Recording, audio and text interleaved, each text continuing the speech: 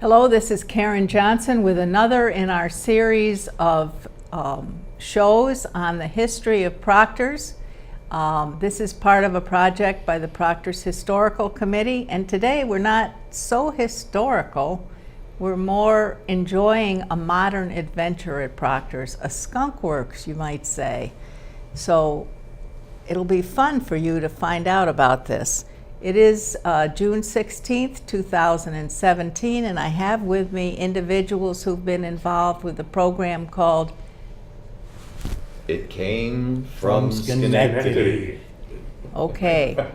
So welcome everybody, and we're going to go around the table, and if you'd explain your role in the early days of this project, what you do at Proctors now or out in the world, and then we'll go from there. So do you want to start, Richard? Oh, sure, if you like. Before we were on camera, we were discussing who came up with the idea first, and I think that question's absurd, actually. It was really four people who had a different view on exactly the same thing. We love movies, each in our own way. We could spend a half hour, each of us, talking about that. My father taught me about value-added cinema when he was a child. I know when I came to Proctors, we had Bob Warlock, who was here, who taught us about the history of value-added cinema at Proctors, with Frankenstein running down the aisles and prizes and games. And I think we all love that idea. And who are you? I'm Richard Lovrich. I'm the creative director of Proctors, and I'm very proud to be part of the original ICFS team. Okay, Larry? I'm Larry Mossy. I am a buddy of Proctors.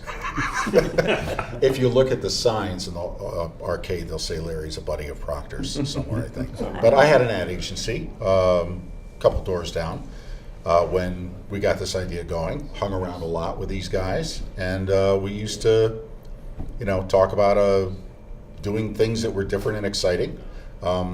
I came up with the whole idea, then they stole the idea away. That's very clear. Yeah, no, Thank you for not putting that in writing. Richard was right. We were there. Who even remembers? I don't think there was one person that came up with the idea. I think we're all just hanging out and saying, "Hey, wouldn't it be cool if we could do some things that targeted special audiences?" Or we came up with the idea of the 24-hour marathon. I think was our first thing, and then went from there. Okay, Larry. And Go ahead. Instrumental was Paul. Paul Kazee. Well, You are who? I'm Paul Kazee, and I'm the film programmer here. And I didn't meet you until I think Richard came to me and said, we should have a meeting about doing some kind of film festival. So, although I had been doing film festivals before that, you guys came to me and said, hey, we want to do this thing. And I thought it was a great idea. But Paul, yeah, it's really important to say, Paul was one of the founders of the New York Asian Film Festival in New York City. I'm still one of the founders. Yeah, there you go. And that brought a tremendous depth of knowledge, and again, everyone brought something to the table, but Paul brought a really big piece. And access to a lot of films. That's right. Yeah. Sure. Access to a lot of films that no one wanted Okay, to see. so but so us. I was more important than the rest of you. Okay. Okay, so Peter? Right. I'm Peter Hughes. I'm the director of marketing campaigns here at Proctors. I remember meeting Larry through Richard, who they'd worked together before, and they both said, hey, we'd really love to do something that was mostly around sci-fi. We wanted to do a sci-fi event. Right. Yeah. And I remember I'd worked with Paul on a couple of foreign film festivals that we tried to pull off here between programming and marketing, and those were a lot of fun. I said, well, if you guys are doing that, we got to get Paul. Then I'm meeting around, and it just gelled. I do remember the phone call. We consulted with some other film festival guy place. Yes. I don't know exactly who it was. At a long phone call, and he said, "You should do we do a 24-hour film festival," and that's when that gelled. About we should do that. And man, the operations department loved the idea that was going to happen. But I think that was the thing that made that go from just we should do something to there's a tangible thing to do. That, and then Larry's idea of the couches. The sofas. The sofas, which is the defining characteristic of what is, even in the building, in the calendar, I think. It is Yeah. the defining button between what is an ICFS event and what is not an ICFS event is, are we putting out the couches?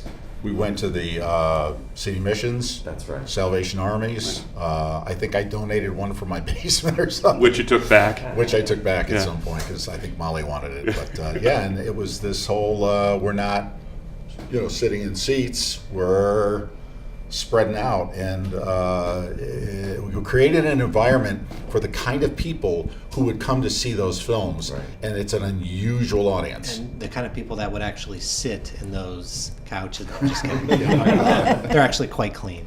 I'm Zeb Schmidt. I'm the station manager here at Open Stage Media. I started getting involved with the ICFS later, maybe a few years into it. Right? Zeb? Yeah. And Freaky 518 Films and Let the Right One In. Yes. You submitted a film. I did. Yeah. Holy crap. Because it's all coming back to me now. And then I also did a lot of extra content before the movies and some of the TV spots as well. And once you've seen one of Zeb's film compilations, you'll never look at him the same way again. Thank you. So how did it get its name? Karen, I was just going to bring that up. Peter, it starts with Peter. Okay. We were really, I don't think we had a lot of great ideas. Peter I remember we had said- two ideas. We had Yeah. two ideas, and one of them I think already existed. We did Right. not know what to call this. It could be the Proctors Sci-Fi Fest. Well, that's boring. And then, okay, it could be the Electric City Film Festival. Well, that turns out it already existed, and that's a common thing here in the city. It didn't quite cover what we wanted to do. And I remembered, because it was sitting on my shelf, the book. It said there was a book. It came from Schenectady. Well, it'd be great if we could call it that. But we could never call it that. I'm sure there are rights and all sorts of things, but it turns out no one had the thing to do that. So we did. I thought these guys weren't going to go for it because it was silly, but it turns out everyone liked it. And Richard, if I believe, was the one who said, you know what? Someone wrote that book. I'm going to call him. And you did. And he answered you. Yes, he did. Yeah, he picked up the phone, and we were told by other science fiction folks in town that he was thorny and he'd kill it and he was unpleasant. He being Barry Longyear. But Barry Longyear, the author, we're not going to get into too much in the weeds, but he implied in the name of the book he certainly didn't own the name either. But that's neither here nor there. But it was on his cover, and I called him, and he said this: "I've been waiting for Schenectady to call." We should probably mention what it came from Schenectady means. Right. Very good. That is, who's the author who wrote it? Used to be the Harlan Ellison. Harlan Ellison used to be the president of the science fiction fan club, Writers Guild, and he would be tired of people asking him, "Where do you get ideas? Where do creative ideas come from?" And him being an old thornery guy, would say, "Oh, they came from Schenectady. You put $5 in a post office box and down there, and they send you an idea, and that's where I get all my ideas from." So it became a really good name for a compilation of sci-fi things. But Barry didn't know that his once friend, now kind of pissed at him, other author, kind of owned that name. So, but they were friends, so that worked out. Now, he came here at one time. Twice. Yeah. Larry came to our first festival, yes? Yeah. And it was a big deal in town. We had a lot of coverage, and he was charming. We showed his film Enemy Mine. Which he hates. Enemy Mine, great book. We love the movie, by the way. He does not. He signed my copy of Enemy Mine with an A. So now the only thing he would do with it, because I hate that. I hate what they did with my movie. So he wrote a big A on it. So now it says Enema Mine across the DVD. But given that, he asked, if you remember, can I do an introduction to this movie that I hate? And he That's right. roasted it before we did it. He talked about all the things that were wrong with it, and the audience loved him for it. And that became kind of a clue into the kind of things our audience wanted, which was, even if you don't like the movie, let's take it out. Too true. So do you want to talk about, what was the first thing you did? Do we have it here? Yeah, it's right Why here. don't you hold it up, Peter? It's right here. This is the first poster we had. I'll read them. Blade Runner, Forbidden Planet, Barbarella, A Boy and His Dog, Dreams with Sharp Teeth, Enemy Mine, which we've discussed, Tokyo Gore Police, Creature from the Black Lagoon 3D. Let's point to one of our first mistakes. This is never show a 3D, poorly made black and white movie 22 and a half hours into a 24-hour festival. People were angry. Why are you hurting me? We've learned a lot of lessons. I don't know, I don't seem to ever learn. Craziest memory. Can we go around the table? Craziest memory from the festivals. I don't want to go Big there. Let's start with Zach. Craziest memory. If someone else has something, just go, because I'm thinking here what I can say now. Okay, my craziest memory, I'll have it do with me, and that's when I skated with the roller derby girls, and I wanted a protective costume, so I actually called the police department for like a dog, suit, and they couldn't lend me anything. They didn't have anything. So the costumer thought they had something. They said, "We'll deliver it to you." What they delivered was an extremely obese lady suit with a blonde wig. And I put that on and rollerblades. And I went back, and I'm an okay rollerblader, and I went back and forth with the gals, and they were very, very nice. And the floors in there were much more polished than they are now, and I lost my balance. And I said, "Oh God." And one of the skaters stopped right in front of me, and she said, "You will not take the name of the Lord thy God in vain." And she hit me in the chest and knocked me over. So I landed, and I was very happy to have that suit on. It ended up actually being very protective. So. I forgot that we had added roller derby girls at one point as a regular feature. We were so bored with roller derby girls that we turned it into roller derby girl musical chairs. Right. Fun. That was fun. That's That's when great. you get bored with roller derby No, I girls. was inspired. I have They were two, great guests. I have They were two amazing. craziest memories that come to top of mind. One is on that same night, because I believe it was John Waters' night, which was Pink Flamingos and Female Trouble. John Waters being someone who makes films that I felt the need to warn the audience. There's a disclaimer going, this is for adults only. And I warned the audience and anyone buying a ticket. What I did not remember to do was warn the volunteers. So there was one volunteer who did not know anything about the film. Sweet person, came in at the wrong part of that movie, and I had to explain the movie to her on why it was an important piece of cinema, not unlike she had just walked in on her parents. I ran out in the hallway with you, In your suit. trying to think of clean words to describe what you'd just seen. Right, and she was okay, it just was not what she was expecting. Other great memory was when, during our very first Godzilla festival. We've done Godzilla now for 8 years. Talk about the format for that. Richard's idea, by the way. Richard's idea. Brilliant idea. Well, the idea part of that, though, is important. When we ran out of we found out that people were not as excited about the full 24 hours as we were, at least annually anyhow. We decided that each of us would have a night of our own. So we would take the idea and just no questions asked. It's not going to be some big consensus thing. Everybody gets to do what they want. And my wife and I, we love to watch old Godzilla movies. It's a relaxing thing. It's a family thing. We did it with the kids. We still do it. We adore it. We've seen them all 20 times. And so I decided to give up my choice for that. And far be it for me to pick a family-friendly choice, but I did it anyhow. And luckily I think it was a good choice, because it's still going on 8 years it's now. a great tradition.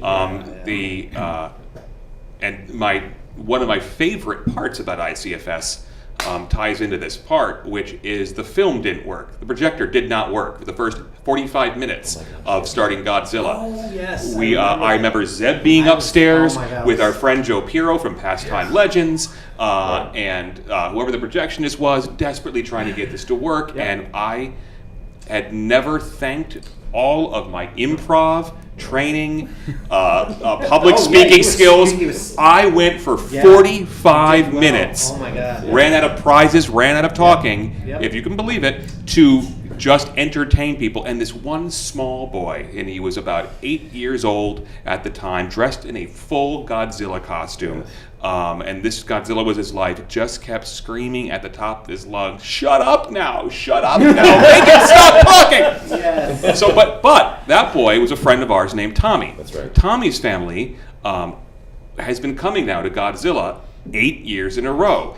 Tommy's family considers this him and his brother, one of their things they do annually as a family. It's become part of their family tradition. Tommy now writes his own films, creates his own material. We showed one of his films. And this past year, Paul and I both got Christmas cards with pictures of the family. So that 45 minutes of me being yelled at did turn into something great for a kid who's now graduating from high school. Yeah, it's so interesting. it's 8 years. amazing. 8 years. When he first came, he was just a small boy. He Now is he's taller like than a all of grown us. kid. He is Godzilla, right? And he's making his own material. So People have came from Schenectady. Fans have gotten married, met at our right. events, and Very gotten first married event. there. Yep. Yeah. And they come back and report it to you? They come back to almost yeah. every single Oh, event. yes, they do. Yep. Yes, we are important to them. we, two good friends of ours, they go, "We got married. Congratulations! Did you know that we met at your very first event?" They're Yeah. subscribers. They're I mean, we subscribers to got both interviews. theaters. Yeah, They become exactly. patrons to the theater. Yeah, they're donors. Yeah, I guess the craziest thing that I would be this thing here. Yeah. Oh, yeah. Oh my Who God! Killed Captain Alex?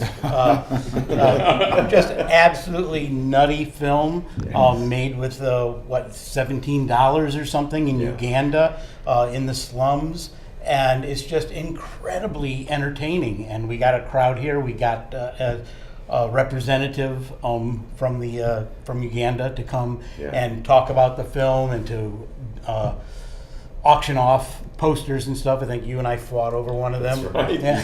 Tell them about the posters. They're made on. Paul's definition That's of bark. entertaining may not. audiences. Oh, come on, and they define fun. And we Skyped with the director and his Yep. family. We Yes, woke we him. did. We woke him up at 4:00 in the morning. Why was that Skype to Uganda better than most of my it was- Skypes to New Jersey? Yeah. No sense. It was gorgeous looking. It was amazing. It was like amazing. It was so Yeah, that was a great night, and we will have them back. Yeah. absolutely. Richard wore the what was it? The Ebola hunter. Yeah, suit? I wore the Ebola hunter suit, and the helmet was made out of like a child's urinal or something, and it was not meant for a Yep. head to fit in it. I took some and it pictures and hurt, we'll it show hurt some like pictures of crazy. it, yeah. I put it on. It was painful. Very painful. Yes. Ah, memories. Part of the fun of it came from Schenectady events for me was how we weren't afraid to make fools of ourselves, and I think dressing up in costume, and I don't know, maybe Richard has had the most bizarre costumes. I think because he doesn't really care. I'm doing it now. The thing we were talking about before, where we played the birds. Oh my but gosh! kept it a secret yes. for Molly, for my daughter Molly, because it was Halloween, which is also her birthday, and she's deathly afraid of birds. And we had the cake. Remember, we had a birthday cake. We all sang. did a couple Everybody in the cakes. audience sang "Happy Birthday" to her. And everyone went along with it. 300 people in Yep. an audience. Not a single one noticed we hadn't mentioned the actual name of the film for a half hour, so we could fool one person. Yeah. But I think one of my most, I don't know, what is this show rated? Because I don't know if I can share this. It's questionable. You mentioned we did some events where each of us got to pick a film. And we got to introduce our own film. For my night, I picked The Boys in the Band. Right. Remember that? Oh, great night with Hedwig. Boys in the Band I love that film. It's a great movie. I saw it when it first came out. And it's about, for people who haven't seen it, it's about a party or a meeting of 7 or 8 gay men in a New York apartment, and what happens that night. Who wrote the play? It's her own play. It's like a Harold Pinter Yeah, I play or think something so. like that. It's good. But don't quote me on that. But so I got up and I was trying to wing an introduction to it, and I said this movie had a tremendous influence on me growing up, and it didn't occur to me till later that there's a couple of ways that you might take that. And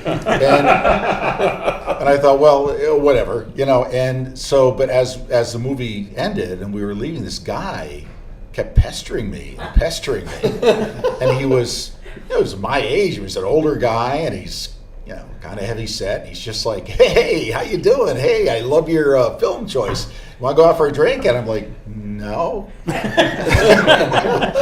And I realized like why he was pressing. I was uncomfortable, but anyway, it stuck with me.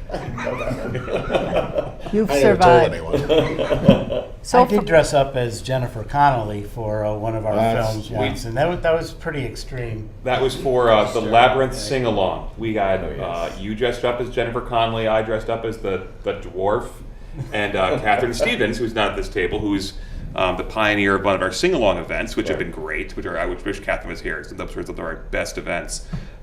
Dressed up like David Bowie. And then later, after David Bowie died, we had David Bowie Tribute Night when we were one of the first people to show Ziggy Stardust and the Spiders from Mars. And that was just cathartic. That was an incredible evening. I think that speaks to the family essence of all this, right? We have created a kind of film family. And when I remember, because we said we had no room to show a Bowie film. Do you remember that? We didn't have quite the right fit date-wise. Right. And we said, Luckily, he died. but people simply expected that we would have it, and that's become, I think, one of the filters that we use to choose these events is a sense of responsibility to our audience that it came from Schenectady should do this, even if the Madison has done it already and we don't have the perfect slot, and we had that was pretty much a full house, so prove it. Peter, you wanted to talk about Toxic, Yeah, which we is should- an amazing poster, one of our best posters. I One of think. our best posters was the that Toxic was Avenger fun poster. to And make. if you notice, it's signed by Lloyd Kaufman, who is the founder of Troma Films. That was my Toxie Who Bomba. came? Who came? Amazing. Lloyd Kaufman, really famous guy. Maybe our most famous celebrity guest we've ever had. Yes. And he has reasonable rates, and he's known for being a cheapskate, and he's known for being thrifty. And he came and he introduced Toxic Avenger. He introduced Cannibal the Musical, which was the movie of the same guys who made from South Park who made Book of Mormon. And he had his own merchandising stand, of course, because he's so cheap. And The lines were the lines were out the door. Yeah. And to his credit, he stayed and talked for 4 hours with every single person who wanted to know about how to make films, what to do. He even hired me to do something, which was amazing, A real pro. for free. And stayed, and he gave awards to Paul, and he gave awards to Joe Pirro, who's been a partner of ours, for their contributions to film, which I think means giving him money. But also, Cash in I mean, hand. should be Cash in said- hand. Should be said, Joe At the brought airport or at the bus professional station or gaming something. to our events. Sorry about that. Joe owns a gaming shop and brought group professional gaming to our events and just classed up the whole. And that was process. good. That was a good engine for Joe Pirro in Pastime, Right. because he kind of started doing that live screen video stuff, and now he does that professionally across the country Yes. for tens of thousands of people. He runs Smash Brother tournaments that have international money players, and it's he got that starting by being able to, again, play in the engine that it came from, and without consequence, and just trying things out with the technology to do it. And that's part of the Proctors thing too, which is trying stuff out. Certainly was. Yeah. Do we want to introduce some of the other members of our group? I think we should. Sure. Why don't we take a little break and maybe show some of the ads and some art that we've great. showed over the years, and then And we'll what's I'm gonna showable from Film I will, Circus? I will mysteriously disappear now because I closed my agency and they kicked me out of it. I just stopped hanging out here. It was very luxurious when we used to meet at his office. Remember that? 'Cause Oh, we used yeah. to get out of Proctors and go to Larry's office, which was awesome. Which was like a field trip every day. Yes, it was, yes. Everyone was all there early. Like It was great. It was a beautiful office, and we had a conference room that Yep. 3 or 4 different companies were in my office space. It was kind of like an incubator. You shared space. And but we all shared the same conference room, and every time we met there, at some point, one of the people would come up and say, "Could you please close the door?" And I said, "These guys are using Yeah. language that we just don't use." And scene. Okay, well, let's take a It's a little theater break. crowd. And thank you so far for all the good information, and we'll see you all in a few minutes.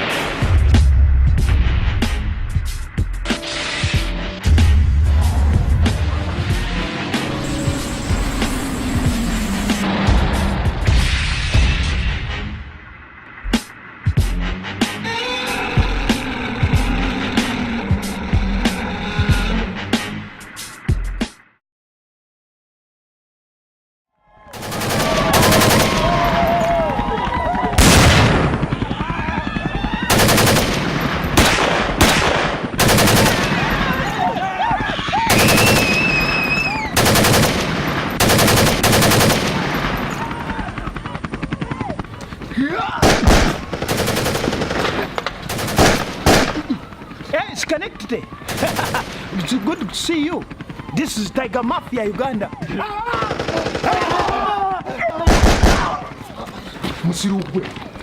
We are attacking Wakariwood.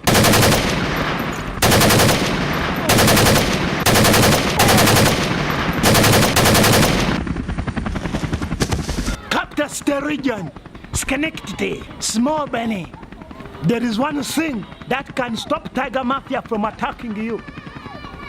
Bring me the head of Proctors. We are serious, man. Tiger Mafia is coming for you. Your eggs will be beaten. The Proctors will need doctors. And General Electric, you think you're good, Commander? You wait to see Tiger Mafia. Glasses one swan. We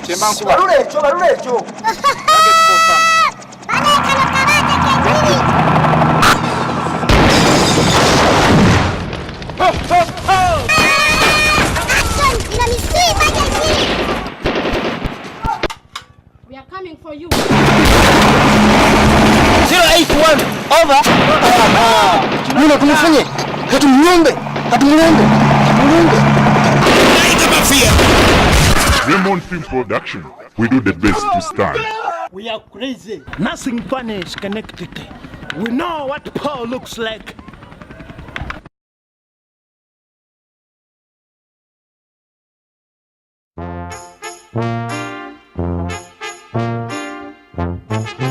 Oh, hi, Danny. Oh, hi, Mark. Oh, hi, Mark. Hi, babe. Oh, hi, Danny. Hi, doggy. Hi, Colette. You are tearing me apart, Lisa!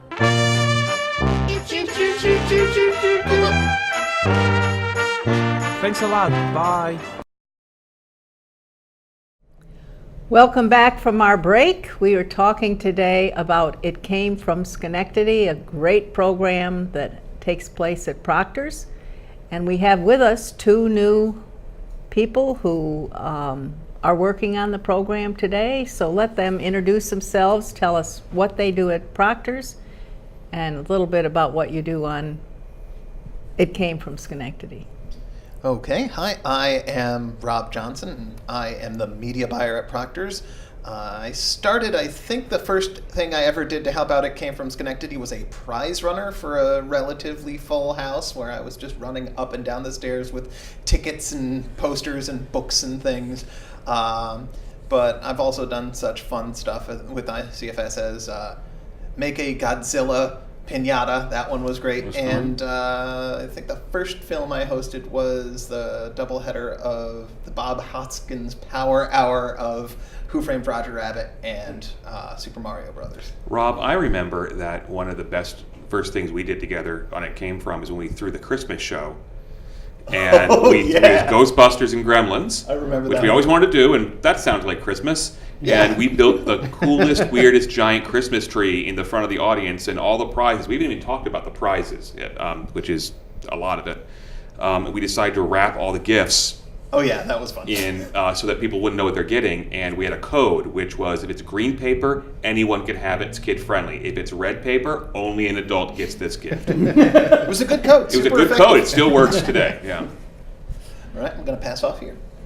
My name is Ethan Allman. I'm the account manager for lack of better terms, non-Broadway shows at Proctors. I oversee those campaigns, and I'm one of the newer members of It Came from Schenectady. When I started about 3 years ago, it was right when they were doing the Batman 13-hour festival, and I was just like, I need to be associated with these people. This sounds really cool. So just started showing up to the meetings every week, and I'm still here. You guys haven't kicked me out, so. And next thing you know, you'll be in charge. No. And yeah, it's been really great. Learning about film from these folks, but also getting to share my favorite movies like Weird Al's UHF or Tenacious D, getting to be parts of events like the Found Footage Festival really have made my time in ICFS just so much fun. Do you want to talk a little bit about what happens when you go to the shows? You come in and you see the couches. Sure. There's an experience with people who have been with us for a long time and people who are new. First of all, I think we mathematically worked out that we have about 42 is the number of exact people who come every single time. So if you can pay for something with 42 people, it's a solid booking. Second, so the experience is you go to the theater, you may think you're just seeing a movie, you may not. You always know when someone's there for the first time because their eyes, they stop when they enter the theater and their eyes open up kind of wide and they're this, and they see concessions right there inside the theater. They see couches and sofas. Most of the time there are beanbag chairs. If it's a family-friendly event, we try to do as many, and be clear about it, family-friendly events to do, because this is, while it came to be, it's fun for adults, it's super fun for kids, for the right movie. Beanbag chairs, there's probably music playing and a slideshow or a pre-show film of some sort of cool content. People could be dressed up if it's the right thing. And then the part that we start with is some collection of us, usually me and or Paul and or Ethan or Rob and others. We'll get out, introduce ourselves, we'll tell you about what upcoming events are, and we'll start saying who's never been to a Came from Schenectady before. And some people will raise their hand, and that person gets a prize, gets a t-shirt, gets a book, gets an old VHS tape, gets the attic stuff that Paul and I are getting rid of from our garage.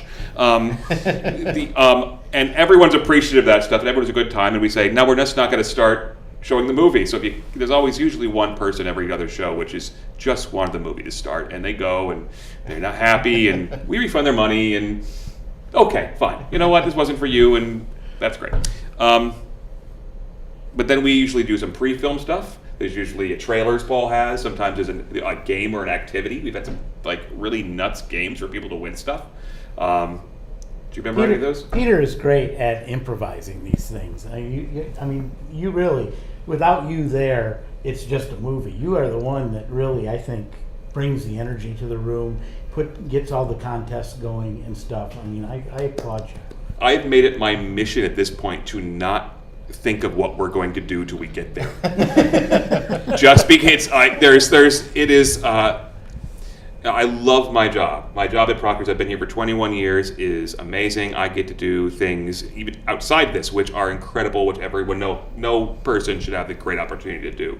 But it's a job still, so it becomes your incredible creative outlet for all the 4 to 5 years of theater and acting and improv class that I went to that has to go somewhere.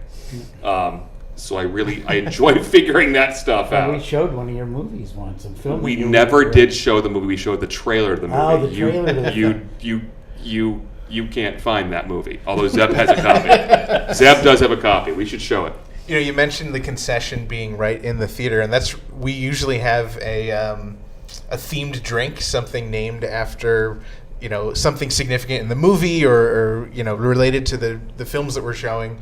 For the UHF events, we sell Twinkie Wiener sandwiches, where it's a Twinkie that you cut, you put a hot dog on, and then you squirt spray cheese on, of course. So where else can you get a nutritious snack like that? But it came from Schenectady. It's something in the movie that they eat in the movie. I think the greatest concession thing, and I think you guys would probably agree, is when we do the cartoon cereal shows. Right. This is an idea that we got from an outside producer, and we've kind of made it our own.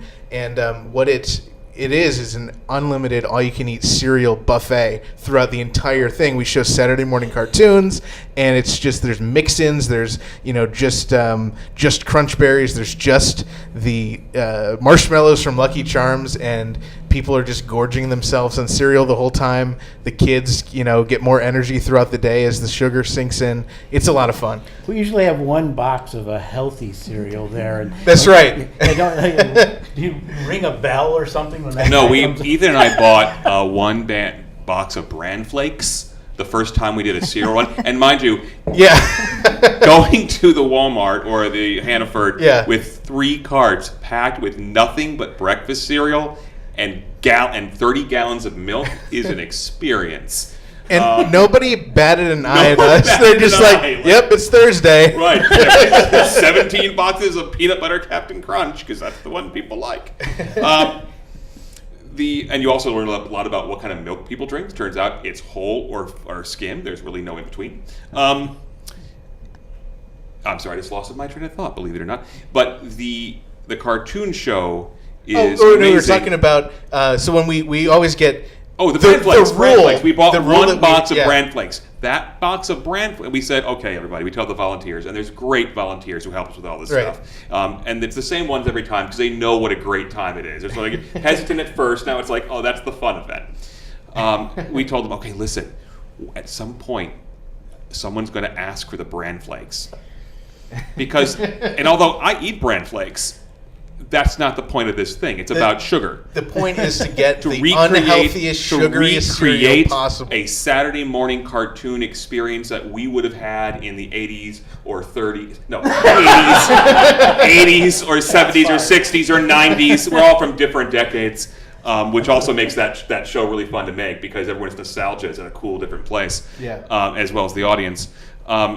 So we said, someone's going to ask for that, and we want you to stop what you're doing, throw your hands up in the air, and start screaming, adult, adult, adult! And it took a year and a half. Yeah, the best part was we told them that one time, and like 3 shows later. A year and a half later, and they start screaming, and we'd forgotten about this. But the volunteers did it, and the guy was just like, I like bran flakes. That's a great show because and that's my favorite kind of event we have, which is the reason I love Godzilla, the reason I love that one, the reason I've tried to, when I'm just picking my own stuff, I want to show things that I can bring my kids to.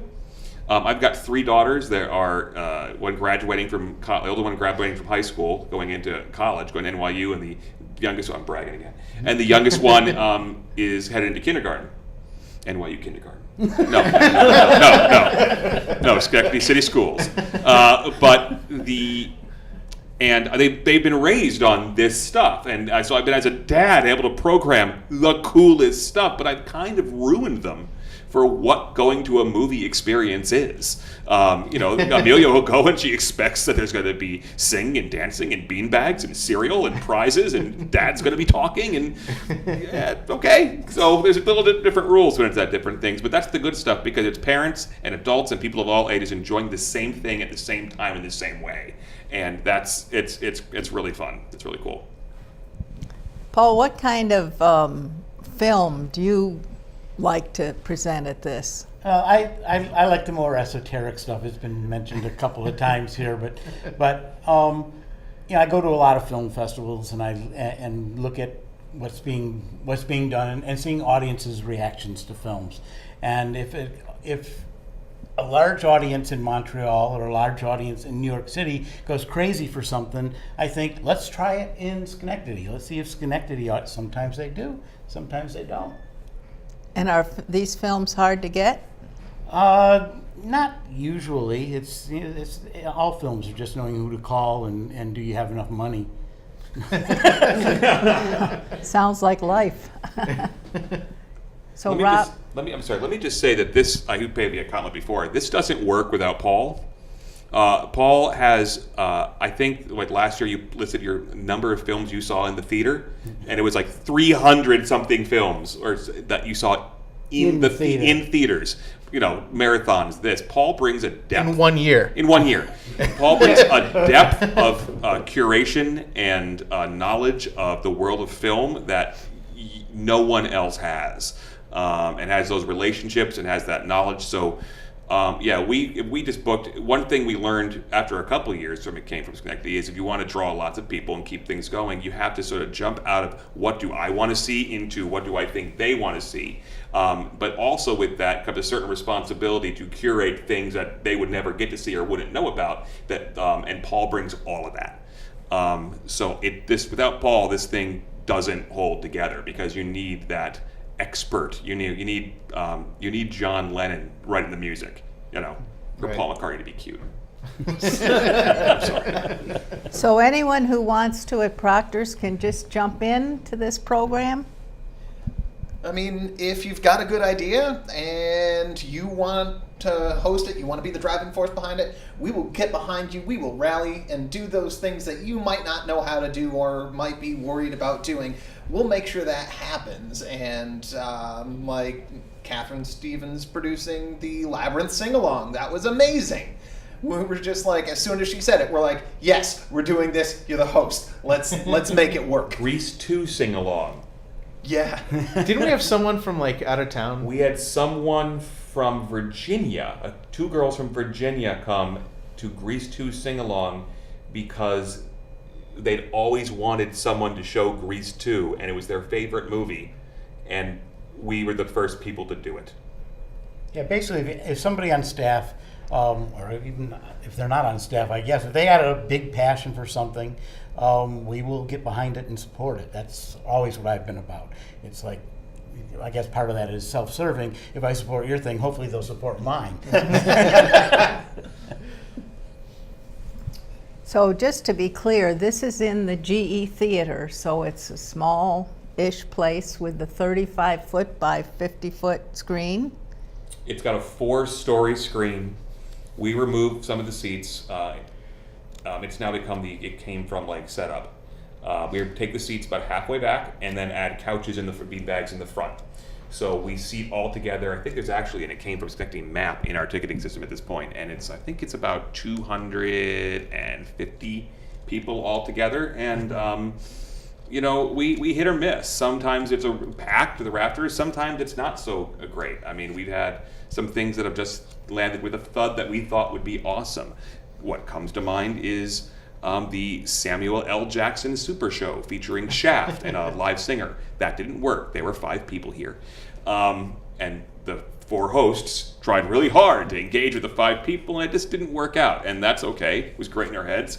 But then we sell out The Room every year, which is the worst film of all time, but it's got a great cult following, and that happens too. So you kind of balance it out. One thing I wanted to say about the couches is the regular people who come to It Came From Schenectady, they know to get there early because the couches go fast. Those are the most popular seats in the place. So if you do want to sit in a comfy couch or on a beanbag, you got to get there early and run right in. It's crazy how fast those go. Terrible to see the screen from. It is, yeah, it's terrible seats. I know, like, how many times I've, like, because we're there early because we're the hosts, I'll put my, like, coat on it. People will move it and sit there. They love those seats. And then I'll go to the back of the theater and go, oh, now it looks good. Right. Right. Yeah. So how do people find out about this? I mean, where is the source of information? Facebook primarily. It Came From Schenectady is our Facebook page.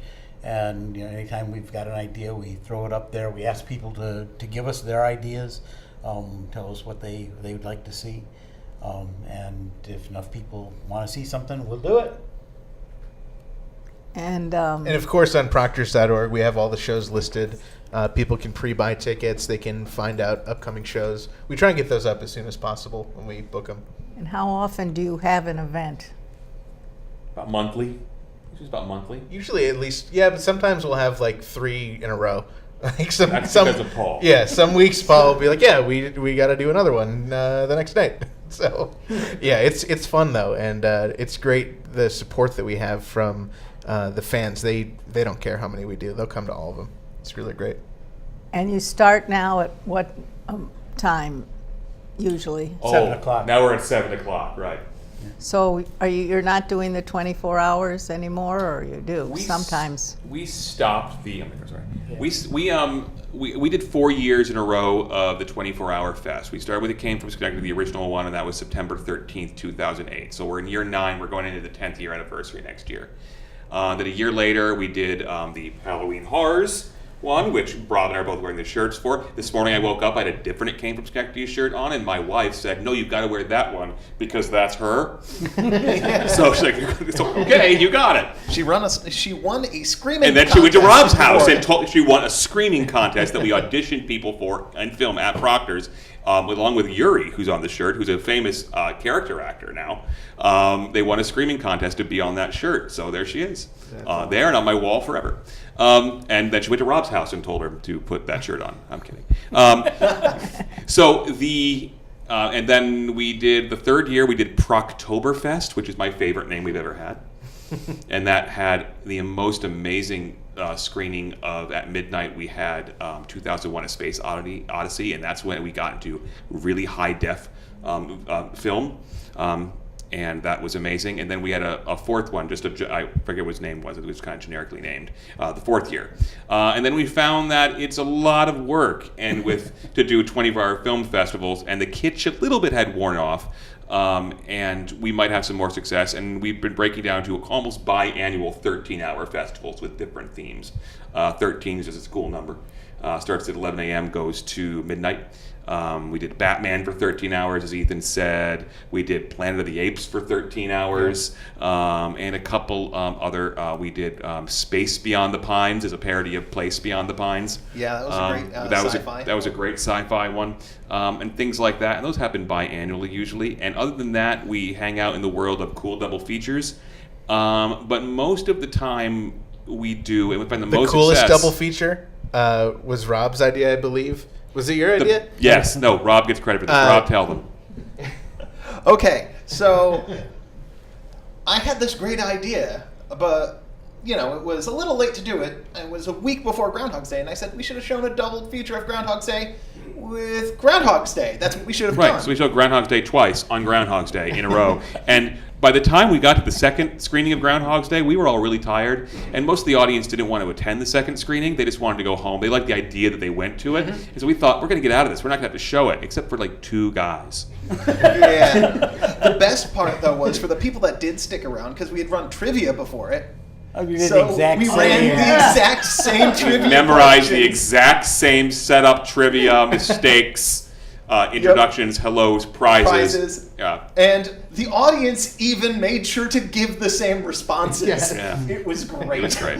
Well, it's good their memory was still good. A lot of the time, the secret to success, though, is finding one film that people really want to see, and then we add content to it. A short before it, some fun before it, a games before it, a special guest before it. That seems to be the most common formula that seems to pay off. Does anyone have a little concluding remark to make about any of this? Or something you haven't had a chance to say yet?